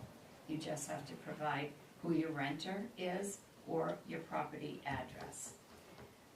There's a small printer that prints, because this is Oxford's. This little label here prints off on a printer right from our computer. It prints off the plate number. So this is mine. In Oxford, they changed from stickers to cards, so you can get you get the card is put on your dashboard. So this is mine for my vehicle, and it's orange. Every year the color changes. This year in Oxford it's orange, this year in Freiburg it's green. You go to different colors. So when I go into the transfer station in Oxford, my sticker expires 8/2026 because they do theirs every 2 years. They used to do it every 1, but now they do it every 2. And it prints my vehicle. So when I go in there and the attendant looks at this, he's gonna know, he or she is gonna know that I have the right, I have a permit to use it. In Freiburg, the sticker goes on the side window like it does here in Bethel. If you did this here, your plate number is gonna be on here. And then how do you deal with those individuals who rent or who have lakefront property, like we have tons of it in Oxford, where the property owners rent their lakefront properties on a weekly basis, and here you have Airbnbs and also rentals.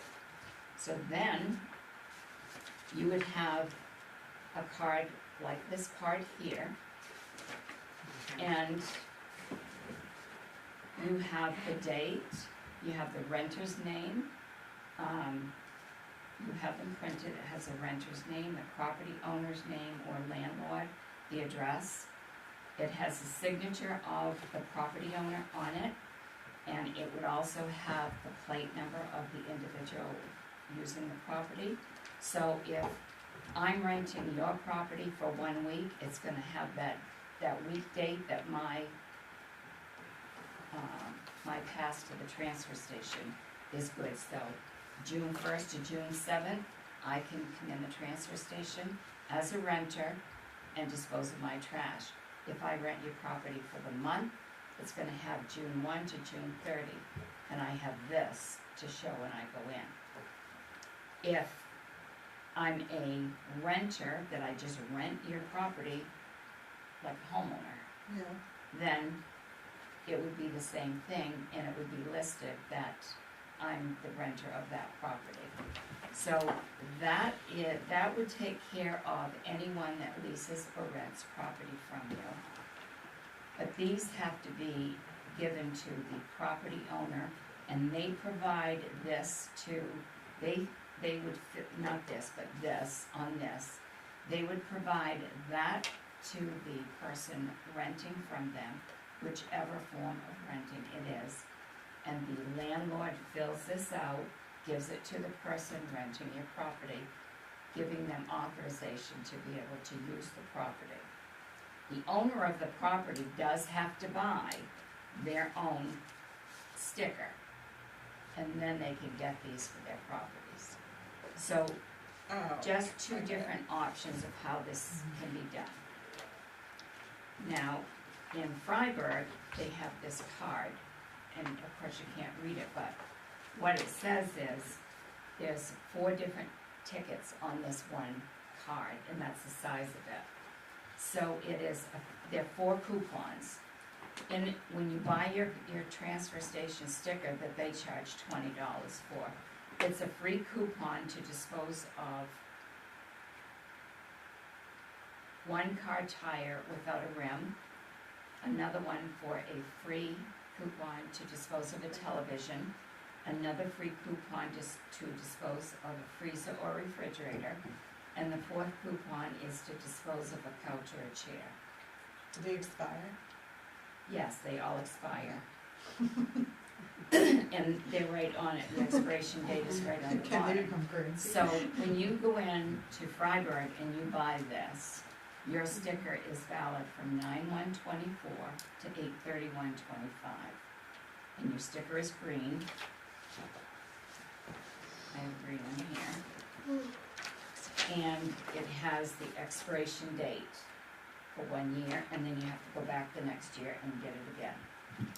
What this does is it keeps accountability so that the individuals using your transfer station are residents of your town, and in this case, residents of the tri-town. Each of our 3 towns would sell the stickers at the town office like they always do. So, as an example, the guy that came in this week, he came in and he wanted some stickers. So he was, and I happened to overhear the conversation, so I paid attention. Because I hear everything, even if I'm in my office. We've So- noticed that, Shannon. So, he asked for stickers. He told the clerk that he purchased a piece of land, doesn't have a house there, but he's in the process of cleaning it up, so he needs the stickers to get rid of the debris. So she said, okay, so she asked for the address. He asked for 3. He asked for several, so she said, well, I can give you 1, and he said, well, I'd like more than 1. So she said, we have a 3 limit. So he got 3 stickers. But why? What did- No, what did he use it no vehicle attached to it, nothing else. Yeah. Doesn't have to show that he's got 3 vehicles to put the sticker on. That's the purpose of the sticker, to put it on your vehicle.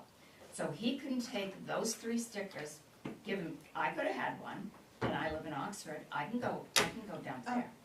So then another woman came in and she wanted stickers this week. Just moved to Bethel and she needed stickers. She ended up getting 2.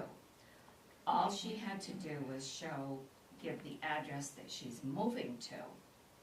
So if you tie these stickers to somebody's registration, Yeah. you know their vehicle is registered here and they live here. So you need to have this tied to something. Otherwise, everybody and their brother is going to be able to come here and dump. Now, if you sell your vehicle, so I buy Scott's vehicle, I live in Oxford, I've got Scott's sticker on my vehicle. I can come here because I never have to buy another sticker. They're for life.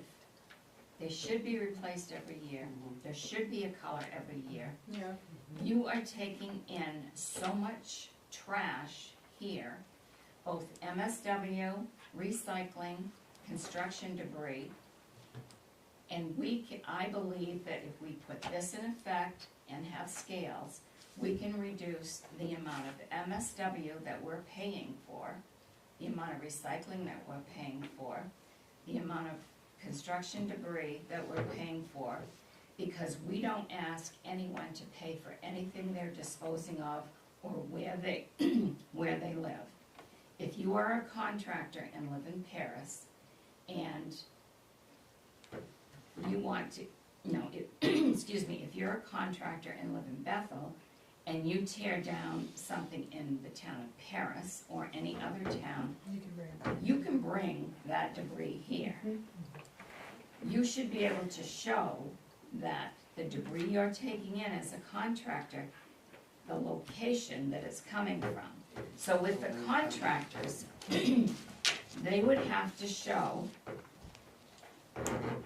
they would have to get one of these filled out from the homeowner to say I tore down their shed and it wouldn't be required for them to have a dumpster because it's probably a $10,000 or a $5,000 project. Yeah. So, in order for them to bring that property owner's construction debris to the transfer station, they have to have the approval to show the attendant that it's coming from Vernon Street or whatever street it is. I will guarantee that the amount of construction debris and, well, the amount of trash that we're sending to Casella and being billed for every single month is going to be reduced. And I would guarantee that, and I don't know, I can't give you how much, but I will guarantee it will reduce it. And if you put these stickers in, you're going to stop people from using the transfer station that should not be using it. I have a question. Sure. I like what you're saying, it all makes sense. What doesn't make sense to me is coming every year to do it. And what makes sense to me is if it was available, that you could sign up, come in the first year, and sign up for a renewal to be in place every year, that here's my credit card number, and all I do is have to go to my mailbox and get my new card every year, versus having to come in here and deal with that I have to come here and do it. People are busy, they got, it's just a big pain in the neck. And it would take that out of it, and it would take the big pain in the neck out of the town office of having all these people coming in, because they all come in at once, and they all come in at the same time. It could be done systematically with a computer program. Is that possible? No, it took me, when I went to Oxford yesterday, I got 3 of these. One for my vehicle, my husband's, and my son's, who lives with us. 5 minutes it took. Couldn't do it by mail? No, because you have to register your vehicle every single year anyway. I have a problem with that. I have the same problem that I have with this. That's where it comes from. So the other I'd like thing to do it all by mail, is, if but- I sell my I feel car, that, right? if I sell my car, then, and I It's the send color that to the changing. person with the sticker on it, what if they've sold their car? How do I know which car they want this for? And then what happens when people are asking for abatements because they forgot to cancel their renewal and they're paying for someone else's dumpster? It'd be nice to be able to have it all done at Yeah. the same time. It's impossible. Yeah. It's impossible to pay your taxes, get your cars all registered, do it all at the same time. It would be nice, but I don't see it happening. But it just, I would like to do it for the Right, next they're 10 all years, so I different. just do it all one time. Well, I mean, people Next can 10 years. tie that with With their their car registration. registration, like if you're Which coming in to is register so- your car, just do that at the same Easy time. squeezing. So tell me if, just so we can organize this conversation a little bit for you, is, what I heard was the committee's gonna be meeting the end of July. Yes, the Okay. week of the 29th, I have to set up that date with Loretta and So Jeff. that's great. So from us, if we just give you whatever our concerns are, any thoughts we have to give to you, so you can take back to the committee when they Yes. talk about the stickers. Yeah, Okay, so we'll focus on the stickers right now, okay. and then we'll go to scales. So what are you guys' thoughts? We have one thought that, 1 year, I tend to agree, is heavy on the town office and such. A multi-year, whether it's 2 or 3, I mean, just the practicality of it, I would offer that to be considered. I appreciate a reset of doing this. I think we've gotten away from it. I mean, to have some other contractor come in to not even state who he's working for, it's kind of ridiculous. I mean, how we got this far away, well, I do have an idea. But in any event, a reset, I'm supportive of. It's the implementation. Right. We've talked about this, and we've had proposals put before us. It's all in the implementation. So I would agree, perhaps a multi, and I would ask that to be considered. Do you guys have other thoughts about? I'll go along with the construction because they're paying for it. So why do we have to know where it's coming from? If we do Contract- I mean, scales, you if we go with the scales, right. They're gonna be paying for the trash anyways. The reason to know the location of where the trash is from is to reduce the tonnage that we're paying for going out the door. We're still paying. Because we still have to pay for the tonnage that goes out the door. I understand. No, I understand that, but they are also paying for it too. But it's gotten back to the little conversation that we started to go down the road of weight versus volume. So we become the attraction for anybody to come here to pay. They could be from anywhere and just pay for their volume because they come in. So we also, for me, I want to protect the volume. We're gonna need to have more containers for our people too. I so. think if we, I'm sorry, I don't. No, go ahead. I think if we look at it all kind of zoomed out a little bit, like there's different ways that these things can interact with each other, right? We have the basis of the code the way it is. So what can we do to implement strategies so that we can enforce the code? So for me, the first thing is on our building permits, we should state the code, and also I think contractors should have to pay a fee, a transfer fee, a sticker. It's either like, you've gotten your dumpster, here's the waiver, okay, great, if we have the scales, great, do what you want, but they can get a waiver so that you don't have to go through the scales if they have something that says, hey, I have a, no, hold on. You're defeating the I'm purpose. I'm getting confused. Okay. So there's $25,000 is If they're doing a is construction. the construction. Okay, so let me start again. So if you're coming in, first of all, we don't have a demolition thing, and that's where, like a demolition form, you can demo anything without, Right, we don't have it in the code. we don't have any code on that On demo. whatsoever, That's correct. which I think is an oversight. And then the 25,000, you're basically wanting people who are over that 25,000 to either be using the scales or to buy their own dumpsters. So then it would make sense to me that if you wanted to decrease the tonnage, you would have a higher price per pound on the scale. No, because you don't want to charge the homeowner a higher fee. Because if you tear down your porch, Yes. why should you have to pay a higher fee than what we would set? So it's any construction debris. It's the same, coming it's in. gonna be the same, it's the same fee, whoever goes on that scale, they're gonna all pay the same Mhm, thing. mhm. Okay. I was thinking that 10 cents might be a little light. You might wanna be doing 15 cents. Just because. I had ideas, Well, and I all think- left my mind. You know, I don't know the fees that are charged by all the different towns either, but that's another thing that can, I think right now, the highest one I've heard is 12 12 cents. 12 cents. currently, is what it is, and I think they did 10 because of the math. Yeah, They- it's easier. They went with Yeah, that. for rounding. It definitely helped that, but there is a push and discussion of going up to an equally easy math equation. But nobody's gone there yet. But is I there, will say that you guys are on the outskirts, and as a business owner, 101, I mean, I would use you guys over driving it up to Auburn.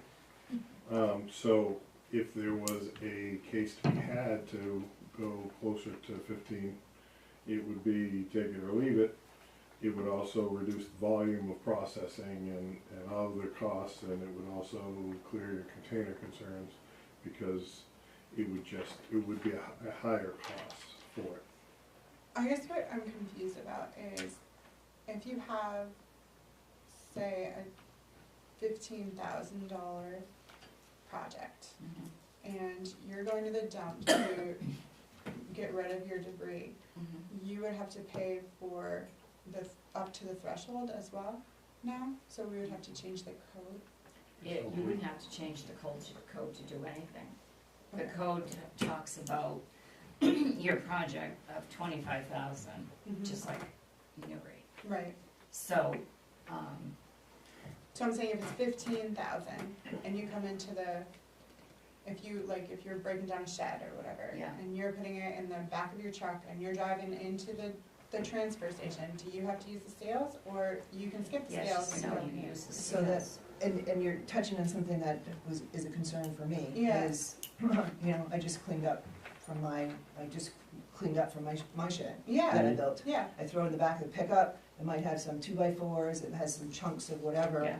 And it literally is just, whatever from the weekend. So now Yeah. I'm already paying as a taxpayer, Exactly. a resident, actually, paying into the system. mhm, And now I'm gonna have to go in and pay 10 cents for, it's not even a back of a pickup. yeah. So that's, I guess, for the committee to consider, and I don't know Is how there it a gets. threshold? Is there a threshold, It would is have to be there manual.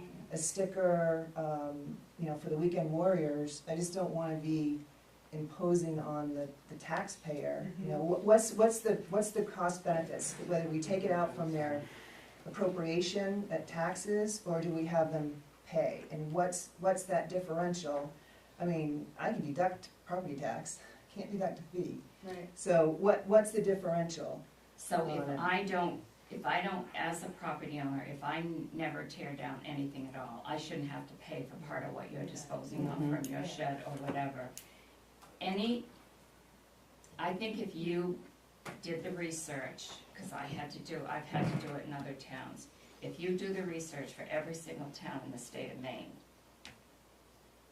you'll find that Bethel is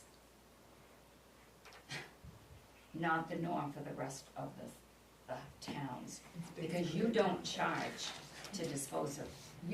And you can go and dump anything you want here and not pay for it, because you're paying for it in your tax bill. Yeah, $850,000 it's what? it's all offset, because we have to raise it either way. We're raising $850,000 to run the transfer station here. We could take in $250,000 a year to offset that. If someone has construction debris to get rid of, you need to pay for that. I'm really adamant, and I feel very strongly about this. You can do what you want, but you're taking advantage of your taxpayers by doing this. There's a big statement, and I understand it. To me, this thing is either you're in or you're out. If Yeah. you're gonna do it, you gotta be all in. Yeah. If you're not gonna do it, don't do it, and just do it the way we've been doing it. Yeah. Either way works. And either way, the distribution of the cost is throughout the taxpayer or through the user. I'm fine with either or. I don't think there's a happy medium between the two. And Each that's, one has its pros and each one has its cons. You just have to decide which one you wanna take. and what would help to show the taxpayer is what is the differential? So we're, Yeah, and is what the we have to 200, raise. is that 200 for the construction fee gonna be deducted from the 800? And of course, when we say 800, Bethel doesn't pay for all that 800. No, it's Right. not Right, going to right, be yeah. deducted from the 800 because you have to pay what the cost, your budget has to be for what your expense is gonna be. So this will be revenue stream It's coming in. revenue that is Yeah. included in the rest of the revenue that is used to offset the mill rate. So we would, let's just say in 2023, okay, when we're doing let's say we had taken in $250,000. We would have been able to add that $250,000 onto the revenue when we do the tax commitment this year. Yep, We would increase the revenue by that much, which reduces the mill rate. Yeah. So for $250,000, if your tax bill was gonna be normally, say, 14.50, your mill rate, would be 14 rather than 14.50. So that's the key. That's for- yeah. that's what it does. The revenue is going to end up reducing your mill rate is what it does. That's where you get your savings. And by how much, I think is gonna be important to tell the taxpayer. Because is it gonna reflect on my tax bill $20? yeah. 15 cents? Or is it gonna be impactful for Yeah. $1,000? Because knowing that gives, you know, I don't wanna have a bureaucratic, burdensome process, but it's just information to take back. I'm just gonna take a break for a second. Sue, you had a, Yeah, one thing I do think that taxpayers are already being imposed upon, we're paying for businesses Yeah. to dispose of their trash. So, and if you tore down a shed or did a reconstructive project every weekend, and I don't do one in 10 years, I mean, I think, yeah, you need to pay for that waste. The other thing is, the revenue, I don't think you'll ever be able to say how much it's gonna decrease the mill rate, because other factors come into the mill rate. You can't say, well, this is gonna drop your taxes by $1,000 a year. We don't know, because we could have another flood and have huge amounts we have to pay to reconstruct roads. So that's really, I think, hard, and I think you will be held to it if you Yeah, give them a 100%. dollar amount. yeah, so couple things just to reflect on that, because I think it's important to take back. Businesses pay, if they're in town, they pay taxes too. Mhm. So that's a contribution that they do. I'm thinking construction. Okay, so that's different. They may be doing work for somebody in town, and maybe not, but, and also, I think it's important to have an estimate as far as when we deliberate, to know, it's a piece to know if it's 200,000 that's going to come in, what's the mill rate now? What does it change to take a mill rate? If the mill rate's 400,000, 200 can come in, that's half a mill right there. And that gives us an estimate, it's not something hard and fast, it's just an isolated situation for us to work with. You need to have facts and figures in a baseline. But thank you very much for your input there, and Tom. There are a couple processes that are usually taken prior to, I mean, don't let me steer you, all roads end here. That's the end all be all. I've seen every town go from nothing to selling bags at the shopping center, to going ahead doing the guesstimate, to everything that comes to me. I've seen the pacifier process occur with other taxpayers. I've had the same conversations with boards in how am I going to explain this. The pacifiers are coming in, like she had mentioned, the coupons on the tire, the coupons for the weight, you can do that. There's a lot of towns that do Earth Day or Spring Cleaning Day. They have an amnesty day. You're gonna pick that day when your population isn't so transient. Your population isn't so out of state, so that it allows your core taxpayers to come in and get rid of their stuff. Those are pacifying measures to help offset the process in general. Now, whether or not you choose to keep them as the duration goes, the ROI's already occurred, the income stream's already been there, and we've bridged to the other side of the river. The main concern that usually brings me into conversations is the loss, the hole in the boat, the constant need to shovel cash. When I came over to Freiburg, the Freiburg Fair, they had the Saco River with the campgrounds, and they had 3 kids camps that I knew of, just driving from Waterford. That was a free-for-all. They literally dumped tents and the weekend warriors and the rafts, and they just threw it at them. It didn't take any time at all for that switch. The behaviors changed, the cost saves, the transportation became where it was somebody else's fault. What they ended up having to tip went down. Because that's what you're doing, you're retraining what people have abused over the time. And to kind of highlight on that, thank you for these pacifying things, which I think is gonna be important as well, but it brought up, we start to get into implementation, so I'm hoping the committee, you bring your information as far as implementation, what it's gonna take,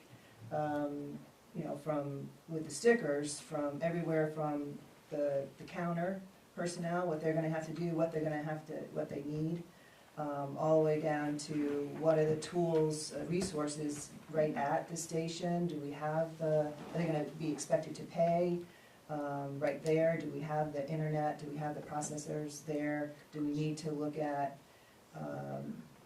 hiring more people, or at least for a period of time? everything, just all the way through, so we can process that. So hopefully we take that back to the. I'll add to that, the traffic pattern. I understand the traffic pattern now, but the traffic pattern is doubling up. And you really have to think about, you get weighed on, and then you're in the middle of all this traffic to get rid of your stuff, and then you go right past the exit to go back around to the scale. I don't think people would drive out. Some kids might, or maybe somebody might do it, but I don't think it's a real concern. But that person has to kind of negotiate their way back onto the scale. And you're asking a person to use up their time and all that stuff, so the system will really have to work and be efficient. I mean, the I didn't understand that coming to this meeting, but I understand it better now with the diagram. I think the alternative is also like, if you don't wanna do that, get a dumpster. Exactly what Greg said. Absolutely, but Yeah. I'm just For us, telling like you and I, yeah. you have to, for me, you have to look at the person who's gonna use it, use the system. And we're putting the system there, and we're saying, use the system or go get a dumpster. We should make it as people-friendly as possible and as efficient as possible. There would be an instruction period and a learning period, flyers. would Should we be- do a public hearing? I'm thinking before that part No. is the planning of it, Crazy. that it's planned properly. I know, you'd think That, I'd learn by because now. when the problems show up is after it's built, Yeah. and you say, Jesus, we didn't think about this. Yeah, Every- And that's where blueprints and engineers come in, because to the mind, you can fit 20 cars there, but when it's engineered, only 5 cars fit there. yeah. That's the problem. So that's why engineers get involved, and you pay attention to a blueprint. Yeah. Oh, I just want to finish Frank's thought up there. Going along with Frank, there's also the site pieces. We're moving a curb cut. Do we have to go to DOT and get a curb cut permit for siting? I mean, so we're moving a curb cut. The other piece is, I believe that this, that's going back to the scales piece and putting that in, I believe it needs a planning board review. So if we could check that, I think it needs to have a review. It's an institution, and it's affecting, Yeah. affecting it. So that might help take care of the concerns for the site. So, I would also be interested, oh, I'm sorry, go on. no, was it about what I said? Yeah. it Okay, was yeah. About, like a breakdown of like what's moving, like if we're moving the little clothes thing, and we're moving the bottle thing, are those on slabs? Do those slabs need to be reported